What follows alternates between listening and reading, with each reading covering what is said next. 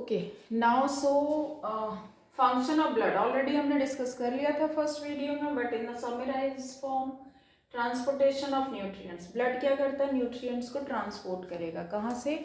From the small intestine after absorption in the villi what happens, blood के अंदर सारे के सारे न्यूट्रिएंट्स जाएंगे। सो ब्लड वहाँ से न्यूट्रिएंट्स को लिया and it will supply to each and every cell, हर एक सेल तक न्यूट्रिएंट्स को transport. Then transportation of oxygen after the exchange of gases in the lungs, lungs से ऑक्सीजनेटेड ब्लड हार्ट में आ गया, फिर हार्ट के थ्रू पूरे बॉडी में सप्लाई ब्लड के साथ पंपिंग आउट हार्ट करेगा and blood will be carried with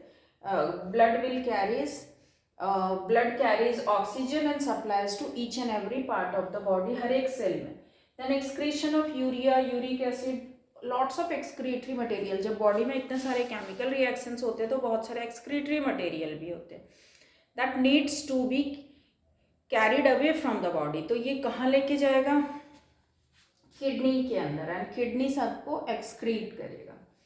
Now transportation of hormones. Hormones, endocrine glands are there in which there are hormones are produced. Hormones कोई tube कोई pipe like structure के through नहीं supply होगा, तो hormones किसके through होगा? Blood के through supply. From the origin point to the target site, जिस ग्लैंड से वो प्रोड्यूस हुआ वहाँ से hormone goes to the blood and blood carries it to the target site जहाँ तक इसे पहुँचना है।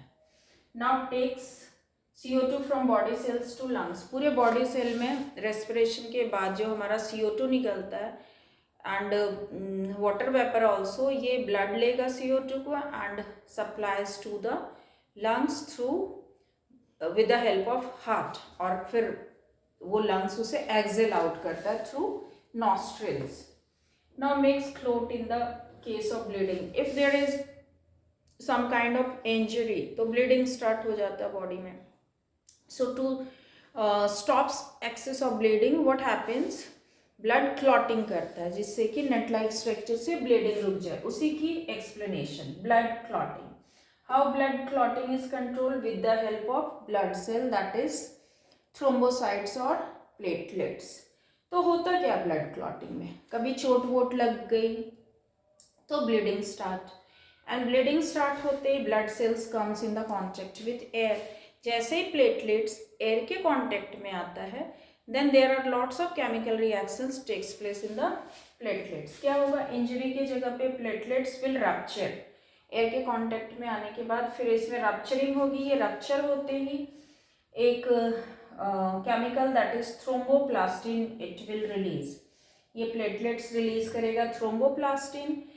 ये थ्रोम्बोप्लास्टिन क्या करेगा? It converts another chemical that is prothrombin, जो ब्लड में है उसे थ्रोम्बिन में कन्वर्ट कर देगा। Thromboplastin will convert prothrombin into thrombin. अब इस प्रोथ्रोम्बिन को बनने के लिए विटामिन के चाहिए। बोलते हैं ना हमें प्लेटलेट्स बढ़ाने के लिए विटामिन के चाहिए। सो विटामिन के बेसिकली प्रोथ्रोम्बिन बनने के लिए नीड विटामिन के। देन प्रोथ्रोम्बिन को कन्वर्ट करेगा थ्रोम्बिन में। देन ये थ्रोम्बिन क्या करेगा? It will convert another substance fibrinogen into fibrin. Fibrinogen एक सब्सटेंस है chemical that will be converted into fibrin. मतलब स्टेप बाय स्टेप रिएक्शन है दिस ब्लड क्लॉटिंग, जो कि प्लेटलेट्स के रप्चरिंग से स्टार्ट होगा एंड फाइब्रिन से एंड। अब फाइब्रिन से भी it is not ending, but this fibrin will makes lots of fibrin by polymerization. मतलब पॉलीमराइजेशन से बहुत सारे फाइब्रिन्स बनेंगे that will form a net like structure and in that way makes clotting of the blood. It forms blood clots and stops bleeding. इस तरह से bleeding रुकता है। So this is how the function of blood we can observe. In the next will discuss about heart. Blood vessels तो वैसे हमने discuss कर ही लिया है, तो ब्लड वेसल को फर्दर नहीं डिस्कस करके हम heart, structure of human heart and its function पढ़ें।